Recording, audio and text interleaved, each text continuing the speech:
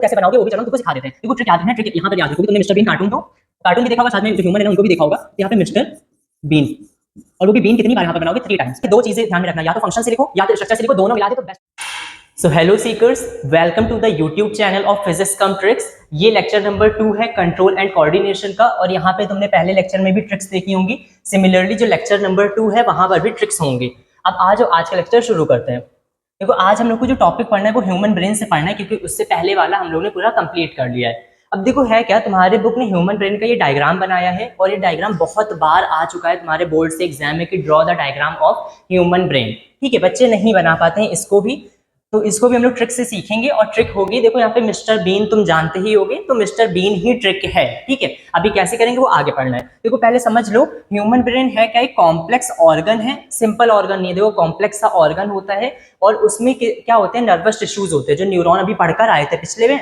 Neuron, nerve cell जिसको तुम बोल रहे हो, तो न्यूरॉन, देखो इसमें नर्वस टिश्यू होता है जिसको तुम न्यूरॉन या नर्व सेल बोलते थे, उसी से मिलकर ये ब्रेन भी बना होता है, तो यही बोलते हैं composed of nervous tissues. The tissues are highly folded to accommodate a large surface area in less space. देखो क्या होता है, टिश्यूज ऐसे अरेंज किए जाते हैं ताकि बहुत ज्यादा सरफेस एरिया कवर कर ले, वो भी छोटी सी जगह में। समझे, छोटा सा ही सिर होता है लेकिन बहुत ज्यादा सरफेस एरिया कवर करता है अगर इन सारी सेल्स को फैला दिया जाए तो। अब देखो समझो है क्या, इसमें ये पार्ट है फोर ब्रेन, बीच वाला पार्ट है मिड ब्रेन, और सबसे नीचे वाला पार्ट होता है हाइंड ब्रेन। फोर ब्रेन मतलब आगे का हिस्सा, मिड ब्रेन मतलब बीच का हिस्सा, और जो पीछे वाला हिस्सा होता है ना उसको बोला जाता है हाइंड ब्रेन। ठीक है, अब आगे आ जाओ।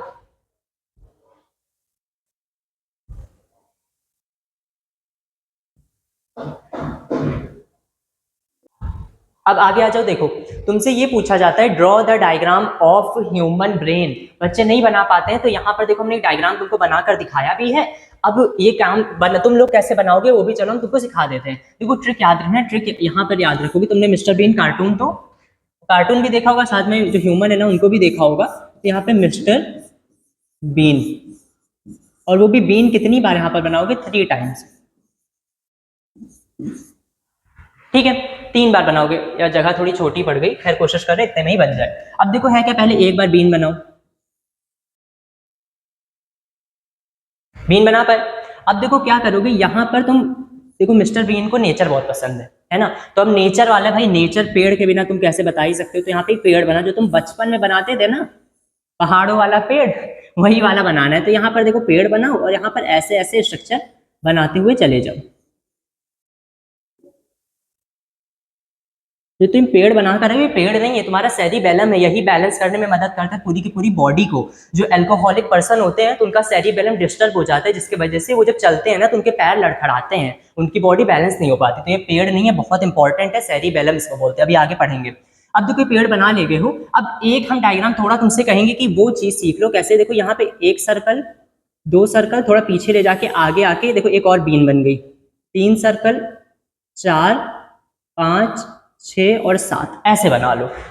ये वाला स्ट्रक्चर थोड़ा बनाना, अभी और सिखा देंगे इसको। अब देखो मिड ब्रेन है ये पार्ट, ये भी खाली नहीं होगा, तो एक ऐसे स्ट्रक्चर बनाओगे और एक इधर तक ले आओगे। समझ पाए? अब सुनो, जो ये वाला पार्ट है, इस वाले पार्ट को हम लोग यहाँ पर अटैच कर देंगे।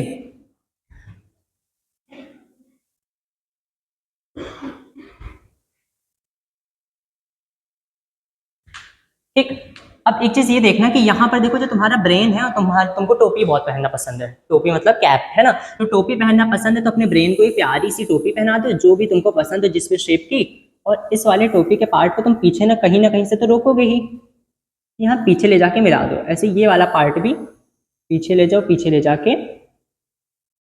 इसको भी मिला दो। अब देखो हमने बोला था मिस्टर बीन है, वो भी कितनी बार बीन बनाओगे? 3 बार। एक बार तुमने पूरा वाला बीन बनाए, एक बार ये वाला बीन बनाए, अभी एक बचा है, वो वाला बीन कहाँ बनाओगे? तुमने जो टोपी पहनी है ना उसका भी जो लोगो है वो क्या है भाई? बीन है। अब देखो यहाँ पर तुमको सबसे बड़ा डाउट ये आ रहा होगा कि सर हम ये वाला पार्ट कैसे बनाए, ये वाला, यही नहीं बन पाता है बच्चों से। तो सुनो, जो सेरिब्रम होता है ना उसमें ग्रूव्स एंड रिजेस होते हैं। Grooves stands for the circular structure, जो भी सर्कुलर स्ट्रक्चर्स दिख रहे हैं ना उनको तुम ग्रूव्स बोलोगे। देखो जब तुम ग्रूव्स लिखते भी हो, GROOVES ये स्पेलिंग होती है। देखो ग्रूव्स में O आ रहा है, O मतलब सर्कुलर स्ट्रक्चर। ठीक है। और जो ये लाइंस बीच बीच में दिख रही है ना, लाइंस बोलते हैं रिजेस, ग्रूव्स एंड रिजेस पूरा नाम होता है। तो जो ये रिजेस है, स्पेलिंग ये होती है, देखो रिजेस भी आई आ रहा है, आई मतलब लाइन वाला स्ट्रक्चर। दो चीजें समझ पाए, जो सेरिब्रम, देखो ये जो पार्ट है ना इसको सेरिब्रम बोलते हैं, जो सेरिब्रम है उसमें ग्रूव्स एंड रिजेस होगा। जो ग्रूव्स है उसको सर्कुलर स्ट्रक्चर बोलोगे, जो रिजेस है वो लाइन वाला स्ट्रक्चर है। अब देखो तुमको ग्रूव्स कैसे बनाना है, कुछ भी तुम आंख बंद करके भी अगर कोई भी ऐसे सर्कुलर स्ट्रक्चर बना रहे हो तो बनाते चले जाना, कोई मार्क्स नहीं काटेगा। ठीक है, खैर हम आँख खोल के बना रहे हैं तुमको बता रहे हैं, ठीक है, ऐसे तुम बनाते हुए चले जाओ। अब सुनो, जो ये स्ट्रक्चर बनाए हो बस ध्यान ये रखना कि एक दूसरे को दोनों इंटरसेक्ट ना करे। देखो हमने किसी को एक दूसरे से काटा पीटा नहीं है। अब क्या करो, दूसरे कलर का कोई भी पेन ले लो और यहाँ पे रिजेस बनाते हुए चले जाओ। नहीं सेलेक्ट हो गया, क्योंकि यहाँ पे पतली पतली लाइंस बनाते हुए चले जाओ, जहां भी तुम्हारा मन करे वहां पे लाइंस बनाते हुए चले जाओ। देखो समझ पाए क्या? अब थोड़ा थोड़ा तुमको लग रहा है सर थोड़ा सा तो अलग ही लग रहा है, तो कुछ नहीं करना है, जहां जहां भी तुमको अब जोड़ने का मन करे ना, ये वाला पार्ट एक दूसरे से ऐसे जोड़ते हुए चले जाओ। अब देखो ये डिजिटल बोर्ड है तो थोड़ा सा सही से हम नहीं जोड़ पा रहे हैं, लेकिन तुम्हारी कॉपी में पेन होती है, पेंसिल होती है, तुम आराम से उनको जोड़ते हुए चले जाओगे। तुम्हें जहां भी इधर उधर जोड़ने का मन करे, व्हाइट वाला कलर था पहले, ये वाला ले लेते हैं।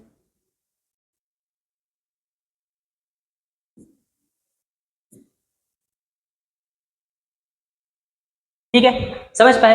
अब देखो क्या है इसका नेमिंग, अगर तुम लेबलिंग की तरफ जाओगे तो लेबलिंग पे भी बता देते हैं। देखो जो तो ये पहला वाला सर्कल, दो चीजें याद कर लो पहले, जो ये लास्ट सेकंड लास्ट वाला सर्कल है ना, ये वाला देखो यहाँ बनाते हैं, जो ये सेकंड लास्ट वाला सर्कल है, लास्ट वाला ये सेकंड लास्ट है, जो सेकंड लास्ट वाला सर्कल है उसको पॉन्स बोलोगे। देखो सर्कुलर शेप है, ओ शेप है, और यहाँ पर पॉन्स पे भी कौन सा शेप है, ओ शेप है।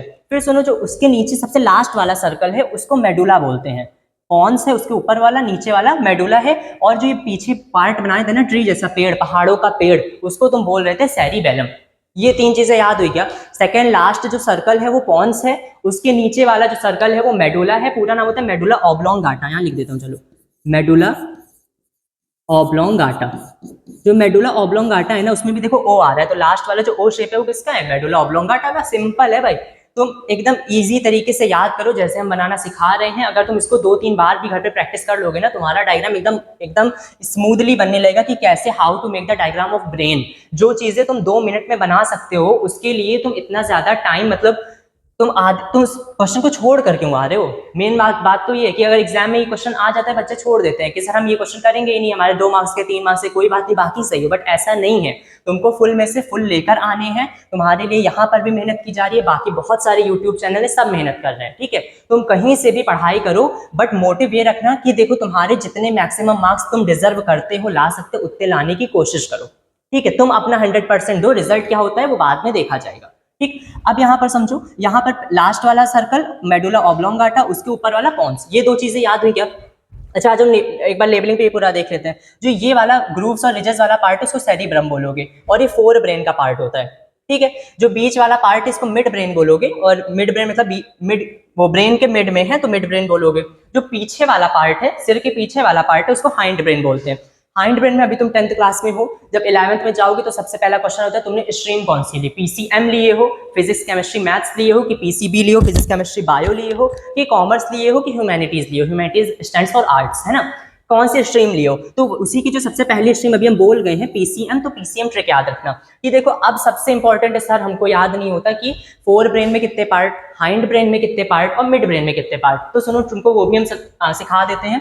देखो जब तुम 4, सबसे आगे 4 ब्रेन है ये तो मालूम है ना, उसके बाद मिड ब्रेन है ये मालूम है ना, उसके बाद हाइंड ब्रेन है ये भी मालूम होगा। अगर ये भी नहीं मालूम तो सुनो, अल्फाबेट में सबसे पहले एफ आता है। ठीक है, मिड ब्रेन तो नाम से ही पता चला मिड में होगा, और लास्ट में अल्फाबेट में क्या आता है, एच आता है, अगर अल्फाबेटिकली देखो तो। सिमिलरली जब तुम नंबर से स्टार्ट करते हो तो नंबर 1 सबसे पहले आता है, नंबर 1 मतलब 4 ब्रेन में एक पार्ट होगा, कौन सा पार्ट होगा, सेरिब्रम। याद हुआ क्या? फिर उसके मिड ब्रेन में 2 होना चाहिए था, लेकिन यहाँ पर 2 अभी नहीं बोलोगे, यहाँ पर कुछ नहीं बोलोगे। अब 1 है, 2 है, और यहाँ पर 3 होना चाहिए, तो यहाँ पर कितने पार्ट, 3 पार्ट। बताओ पीसीएम, समझ पाए? 4 ब्रेन अल्फाबेटिकली पहले एफ आता है, बाद में एच आता है। एफ मतलब 4 ब्रेन, एच मतलब हाइंड ब्रेन। 4 ब्रेन में एक पार्ट होना चाहिए मतलब सेरिब्रम, उसके बाद मिड ब्रेन में 2 होना चाहिए, लेकिन इसका कुछ नहीं बताओगे। लेकिन हाइंड ब्रेन में 1 2 3 होना चाहिए, 3 मतलब PCM. P stands for pons, medulla, sorry pons, फिर C stands for cerebellum, M stands for medulla oblongata. समझ पाए। अब देखो तुमको फंक्शंस भी नहीं याद होते तो फंक्शंस भी हम इसी में सिखाएंगे। देखो एम से, देखो सेरिब्रम के एम से याद रखना मेमोरी, सेरिब्रम के एम से याद रखना मेमोरी, ठीक है। अब समझो मेमोरी मतलब क्या होता है, जितनी भी चीजें तुम याद कर रहे हो बचपन से, ABCD से लेके छोटा बड़ा से लेके टेबल्स से लेके जो भी चीजें तुमने याद की हैं जो तुम्हारे ब्रेन में सेव है ना, वो सेव कहाँ पे है, तुम्हारी सेरिब्रम में। अब मेमोरी से तुम 4 चीजें निकाल के लाओगे, 4 पॉइंट्स। देखो मेमोरी का मतलब होता है कि तुम्हारी मैथ्स की जितनी भी कैलकुलेशन है वो भी किसमें स्टोर है, कैलकुलेशंस, वो सी है, ठीक है, कैलकुलेशंस। दूसरी, जितनी रीजनिंग तुमने आज तक पढ़ी है, सॉरी,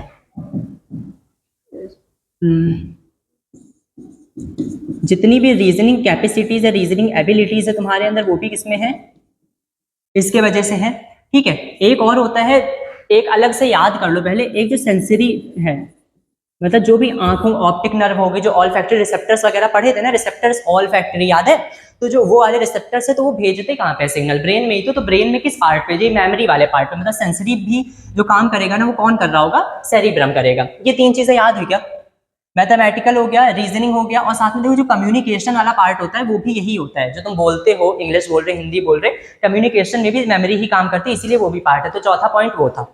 ये 4 समझ पाए।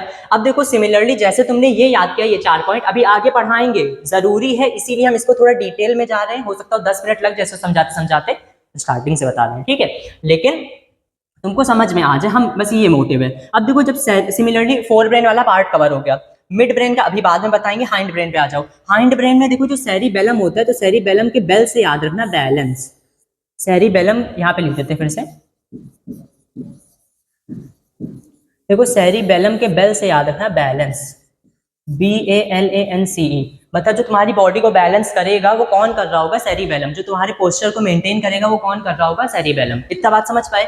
अब एक चीज और याद रख लो, देखो 2 टाइप के एक्शंस होते हैं, एक का नाम है वॉलेंट्री, एक का नाम है इनवॉलेंट्री। मतलब सुनो, अगर हमने तुमसे बोला जाओ अपनी कॉपी लेकर आओ, अपनी पेन लेकर आओ और जाकर नोट्स बनाओ, तो ये तुम अपनी इच्छा से गए हो, अपनी इच्छा से तुम जाओगे, पेन लोगे, कॉपी लोगे, तो ये वॉलेंट्री है, मतलब तुम अपनी इच्छा से गए हो। और अगर अपनी इच्छा से कोई काम ना हो, जैसे तुमने खाना खाया, डाइजेशन वाला तुम्हारे जो पेट का प्रोसेस है वो क्या होगा, ऑटोमेटिकली हो जाएगा, तुम्हारी इच्छा पे नहीं कि अभी हमको खाना नहीं पचाना है तो अभी हम नहीं पचाएंगे, ये चीज तुम्हारे कंट्रोल में नहीं है ना। तो जो डाइजेस्टिव सिस्टम्स हो गए, जो इंटरनल ऑर्गन का फंक्शन हो गया, वो सब इनवॉलेंट्री होता है।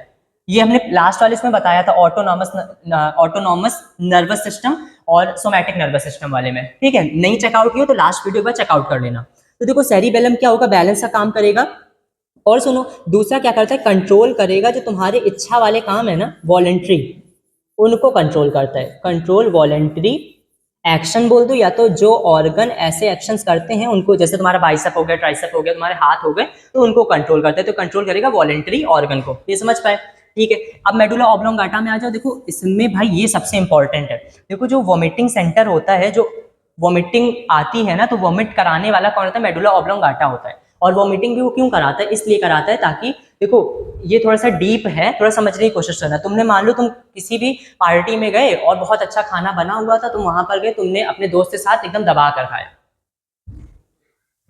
सुनो, मेडुला ऑब्लोंगाटा क्या करता है, ये चीज थोड़ा डीप है, थोड़ा समझने वाला है, कि जैसे मान लो तुम किसी के बर्थडे पार्टी में गए, ठीक है, उसने ज्यादा केक दे दिया और तुम केक बहुत ज्यादा खा गए, ठीक है, तुमको बहुत अच्छा लगा।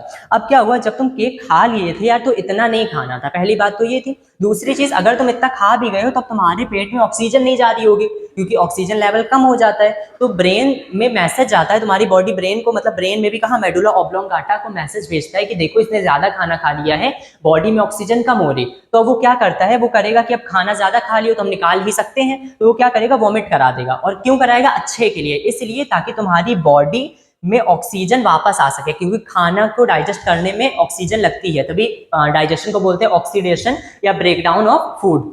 याद है वो वाला पार्ट, ठीक है। तो जब ऑब्लोंग, तो सिमिलरली काम क्या होता है, अब जो ऑक्सीजन खाना को डाइजेस्ट करने में लग रही थी, वो वाली ऑक्सीजन तुम्हें खाना निकाल दिया बॉडी से बाहर, तो वो कहाँ जाएगी, तुम्हारे ब्रेन में, तुम्हारी बॉडी में ऑक्सीजन जाएगी, तो ऑक्सीजन लेवल कंट्रोल हो जाएगा।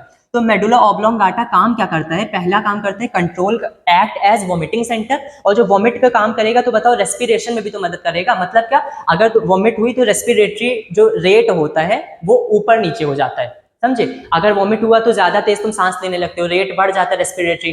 फिर क्या होता है, जो ये रेस्पिरेटरी रेट है वो भी कौन कंट्रोल कर रहा, मेडुला ऑब्लोंगाटा। तो दो फंक्शन तुम याद कर लिए, पहला एक्ट एज वॉमिटिंग सेंटर, दूसरा कंट्रोल रेस्पिरेटरी रिदम बोल सकते हो, ठीक है। तीसरा काम सुनो, ठीक है, तीसरा काम सुनो कि क्या होता है, इसी को बोलते हैं रेस्पिरेटरी रिदम सेंटर, इसी को बोलते हैं। तो तीसरा पॉइंट क्या होगा, act as respiratory rhythm centre. क्यों, क्योंकि यही देखो रेस्पिरेशन में भी अभी वोमिटिंग से जोड़ा ना, उसमें मदद करता है, तो रेस्पिरेटरी रिदम सेंटर हो गया। अच्छा, चौथा पॉइंट देखो, जब वोमिटिंग होती है या जब रेस्पिरेशन का जो रेस्पिरेटरी जो तुम्हारा रेट है वो जब ऊपर नीचे होता है तो हार्ट बीट भी ऊपर नीचे होती है। तो हार्ट बीट को भी कुछ हद तक कंट्रोल कौन करता है, मेडुला ऑब्लोंगाटा। ये फंक्शन से इसकी यहाँ पे जगह नहीं है, कम जगह, इसीलिए हम नहीं लिख पा रहे, अभी नीचे मिलेगा तो हम वहां पे बता देंगे तुमको। इतना बात समझ पाए। देखो पॉन्स होता है तो पॉन्स भी थोड़ा रेस्पिरेशन में मदद करता है, मैक्सिमम ये है, थोड़ा सा ये भी करता है, इसीलिए इसको बोल देते कि ये रेस्पिरेशन में मदद करता है। इतनी बात समझ पाए क्या। तुमको कहीं भी डाउट आ रहा हो तुम कमेंट सेक्शन में एक बार बता देना हमको, हम उसका रिप्लाई कर देंगे। और साथ में ही अगर तुमको डायग्राम नहीं बनाना आ रहा है तो एक बार फिर से इस वीडियो को बैक करके देखना, तुमको फंक्शंस नहीं समझ में आ रहा है बैक करके देखना, फिर हम बताएंगे कैसे कैसे काम आगे करना है। क्योंकि आगे वाले अभी जो लेक्चर्स है ना, इसी के बाद जस्ट जो अगला पेज है ना, उसमें हमने फिर से डिटेल में ये बताया है, ठीक है। तो डायग्राम बनाना अच्छे से सीख जाओ, कहीं पे डाउट हो तो बताना। अब आ जाओ नेक्स्ट स्लाइड पे, ठीक है। अब देखो पार्ट्स ऑफ ह्यूमन ब्रेन, अभी तुमको पढ़ाया क्या, पार्ट्स ऑफ ह्यूमन ब्रेन पे कितने पार्ट्स होने हैं, पहला फोर ब्रेन है, दूसरा मिड ब्रेन है, तीसरा हैंड ब्रेन है। फोर ब्रेन में बताओ, पहले 1 लिखोगे, फिर 2 लिखोगे, फिर 3 लिखोगे। फोर ब्रेन में एक पार्ट सेरिब्रम, मिड ब्रेन में अभी तुम नहीं बताओगे, हाइंड ब्रेन में पीसीएम, पीसीएम बताओ याद हुआ क्या। तुमने जो पढ़ा है ना वही स्लाइड से 4-5 जो स्लाइड्स है वो एज इट इज निकलने वाली है। जो अभी पढ़ा दिया ना, तुमको लग रहा है बहुत स्लो लेक्चर चल रहा है, बट नहीं, स्लो नहीं चल रहा है, बहुत डीप लेक्चर चल रहा है, तो ताकि तुमको सारे पॉइंट से समझ में आ जाए, ठीक है। देखो हमारा मेन मोटिव ये है कि हम तुमको नॉलेज बांट रहे हैं, तुमको जितना भी नॉलेज हो, क्योंकि नॉलेज कभी खराब नहीं जाती है, हम तुमको अच्छे के लिए नॉलेज बांट रहे हैं, ठीक। तो अगर तुमको कहीं भी डाउट हो, कुछ भी डाउट हो तो वो पूछ लेना।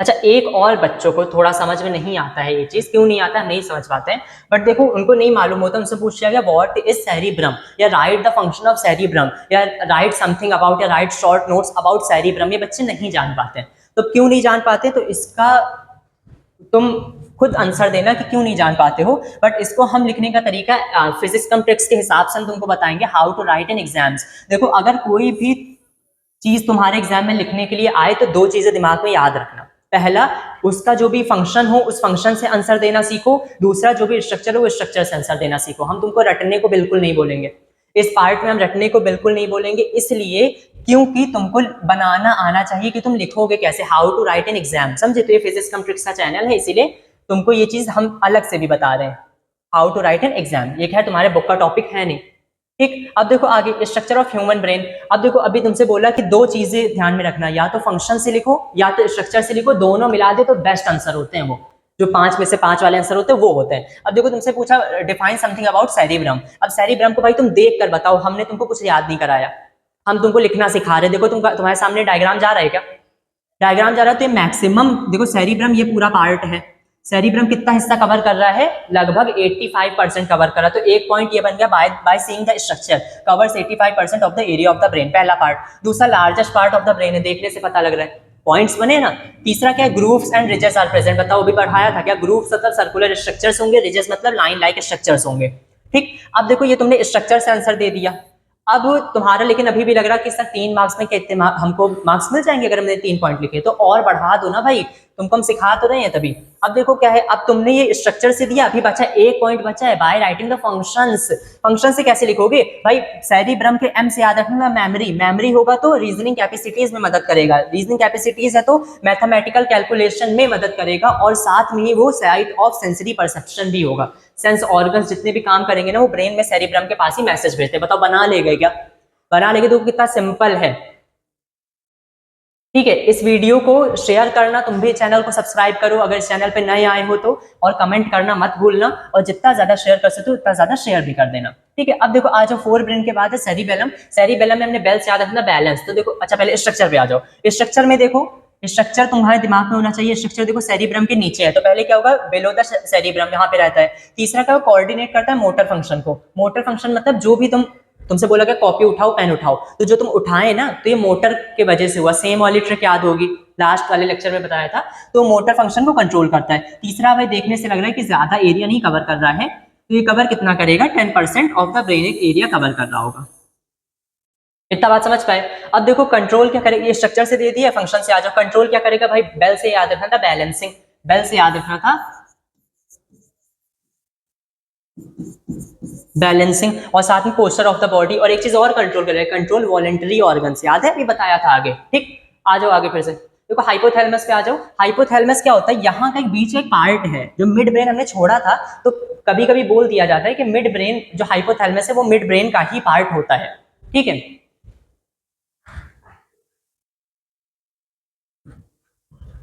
जो हाइपोथैलेमस है वो कभी कभी बोल दिया जाता है कि मिड ब्रेन का ही पार्ट होता है। तो हाइपोथैलेमस में बस दो चीजें याद रखो, जो तुमको भूख लगती है, जो प्यास लगती है, वो किसकी वजह से होती है, हाइपोथैलेमस की वजह से। अब देखो हाइपोथैलेमस में देखो, अच्छा पहले स्ट्रक्चर पे आ जाओ, कहाँ पे लाई करेगा, बेस ऑफ सेरिब्रम। देखो बेस ऑफ सेरिब्रम कंट्रोल करेगा स्लीप वेक साइकिल। जो तुम ये सोने जागने वाली तुम्हारी साइकिल है, या जब तुम छोटे थे तो तुम्हारी सोने जागने वाली साइकिल अलग थी, मतलब क्या, जब तुम्हारे घर तुम्हारे, अच्छा दूसरा पॉइंट यह कंट्रोल करेगा स्लीप एंड वेक साइकिल, और इसी साइकिल को बोलते हैं सिरकाडियन साइकिल।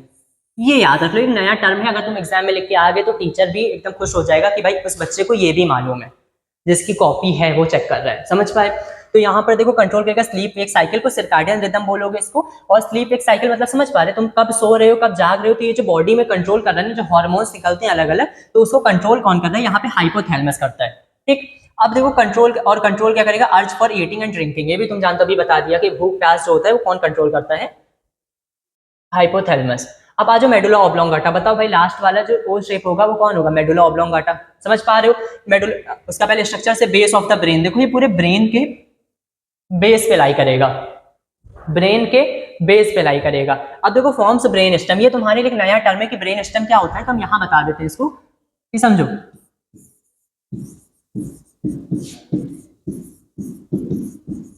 ब्रेन स्टेम में एक्चुअली क्या देखो, एमपीएम, वहां पे पीसीएम था, यहाँ पे MPM. M stands for mid brain,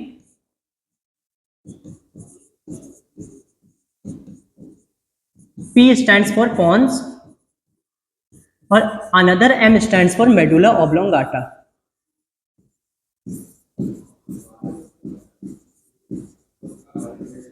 medulla oblongata. अब देखो है क्या यहाँ पर, इसीलिए इसको ये बोलते हैं ब्रेन स्टेम। देखो क्या है, तुम्हारा जो स्पाइनल कॉर्ड से जुड़ा हुआ है ना, तो तुम्हारे कहीं ना कहीं ब्रेन में भी जुड़ता है ये। तो जो स्पाइनल कॉर्ड है वो तो नीचे वाला हिस्सा हो गया, बट जो ब्रेन का हिस्सा है ना, तो उसको भी रोकेगा कौन, स्टेम रोकेगा। और स्टेम कौन सी होती है, मिड ब्रेन की, उसके बाद पॉन्स की, उसके बाद मेडुला की। देखो ये तीनों मिलाकर कौन है, ब्रेन स्टेम है। तो ये देखो यहाँ पर ब्रेन स्टेम तुमको बता दिया गया है। इतना बात समझ पाए। इसके फिर जो फंक्शन से आ जाओ, कंट्रोल क्या करेगा, इनवॉलेंटरी एक्शन अभी तुमको बता दिया। मेडुला ऑब्लोंगाटा क्या है, एक्ट एज वॉमिटिंग सेंटर, अभी तुमको बता दिया। Can seek into digestive actions, वो डाइजेशन में भी मदद करता है, मतलब वो डाइजेशन में भी मदद करता है, मतलब डाइजेशन को भी वो देखेगा, ये बताना चाह रहे हैं यहाँ पे। और act as respiratory rhythm centre, अभी तुमको बता कर आए हैं कि इसके चार का, मेडुला ऑब्लोंगाटा पहला वॉमिटिंग सेंटर, दूसरा डाइजेस्टिव में सीख कर सकता है, तीसरा रेस्पिरेटरी रिदम सेंटर है, और चौथा रेस्पिरेशन से हार्ट बीट को कनेक्ट कर लेना कि कंट्रोल क्या कर सकता है, हार्ट बीट को।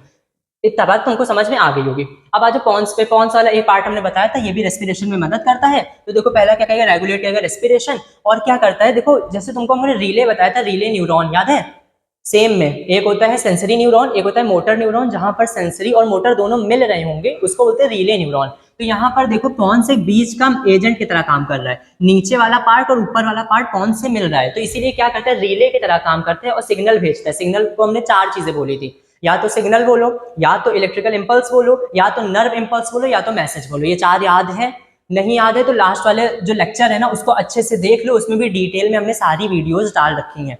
ठीक, सारे टॉपिक्स वहां पे बता दिए हैं। अब यहाँ पर देखो पॉन्स को यही यहाँ पे बोल रखा है उन्होंने कि रिले की तरह काम करता है, वो भी इंपल्स भेजता है किसके किसके बीच में, जो लोअर सेरिबेलम है और साथ में स्पाइनल कॉर्ड है। देखो जो लोअर सेरिबेलम है और साथ में स्पाइनल कॉर्ड है, यहाँ पर वो भेजता है। और क्या भेजता है ये तो बताओ, चार चीजें, या तो सिग्नल बोलो, या तो इलेक्ट्रिकल इंपल्स बोलो, या तो नर्व इंपल्स बोलो, या तो तुम बोल सकते हो इसी को मैसेज। ये चार चीजें हैं, ये याद रखना। अब देखो एक छोटा सा टॉपिक और तुम्हारे बुक का है कि मसल कैसे मूव करती है। भाई इतनी सारी चीजें तुम पढ़ाए, ब्रेन पढ़ाए, न्यूरॉन पढ़ाए इससे पहले वाले लेक्चर में, तो मसल जो तुम मूव करा रहे हो, तुमसे बोला गया कॉपी लाओ, पेन लाओ, तो ये मसल तुम मूव कैसे करा पा रहे हो? तो एक्चुअली मसल के बीच में फाइबर्स होते हैं। एक फाइबर का नाम है एक्टिन, दूसरी का नाम है मायोसिन। अब क्या होता है, ये जो एक फाइबर ये मान लो, एक फाइबर ये मान लो, तो एक के ऊपर एक चिपके होते हैं। अब जैसे ही तुम मसल को कॉन्ट्रैक्ट कराओगे तो ये क्या होता है, एक दूसरे के पास ऐसे स्लाइड हो जाते हैं, और तुम्हारा देखो हाथ पहले दूर था, यहाँ से लेकर यहाँ तक मसल फैली हुई है। अब धीमे धीमे जैसे तुम ऐसे हाथ मान लो बाइसेप का उठा रहे हो, ट्राइसेप, या तुम जिम जा रहे हो, जो भी तुम काम करते हो ना, तो जब हाथ मोड़ रहे हो तो होता क्या है, ये धीमे धीमे एक दूसरे के ऊपर आने लगते हैं। अब स्लाइड हो गए तो देखो यहाँ से लेकर यहाँ तक की डिस्टेंस कम हो गई, मतलब क्या हुआ, कॉन्ट्रैक्ट हो गई। कॉन्ट्रैक्ट इन द सेंस अब तुम बोल सकते हो कि मूवमेंट हुआ है, मसल तुम्हारी मूव की है। तो जो मसल है ना, उसमें मूवमेंट किस वजह से होता है, बस एक पॉइंट अभी यहाँ के लिए याद कर लो कि जो कॉन्ट्रैक्शन होता है मसल में, वो किसके वजह से होता है, नहीं, जो कॉन्ट्रैक्शन होता है मसल में वही मूवमेंट को ब्रिंग्स आउट करता है, समझे? अब अभी हमने जो चीजें बोल दी है वो चीजें यहाँ पर लिखी हुई है कि मसल मूवमेंट क्या होता है। पहली बात, न्यूरॉन के कंट्रोल में होता है। दूसरी चीज क्या है, मसल के पास स्पेशल फिलामेंट्स होते हैं, फाइबर बोल दो उसी को। उसके दो नाम है, एक को बोलते हैं एक्टिन, दूसरे को बोलते हैं मायोसिन। और ये क्या होता है, ये हमेशा कैल्शियम जरूरी होता है बॉडी में मसल को भी मूव कराने के लिए। तो जैसे ही कैल्शियम आयन मिलता है तो एक्टिन और मायोसिन एक दूसरे के पास आ जाते हैं, और उसके वजह से कॉन्ट्रैक्शन होता है, कॉन्ट्रैक्शन की वजह से मूवमेंट होता है। समझ में? ये छोटा सा एक टॉपिक था तुम्हारे बुक का, ये भी ऐड कर दिया ताकि तुम्हारी बुक की एक भी लाइन ना छूटे। ठीक है, आज की क्लास में इतना ही करेंगे। इस चैनल को जितना शेयर कर सकते हो शेयर कर दो, जितना ज्यादा तुम अपने दोस्तों को भेज सकते हो उतना ज्यादा भेज दो, और सब्सक्राइब करना मत भूलना, जितनी आईडीज उन सबसे। ठीक है।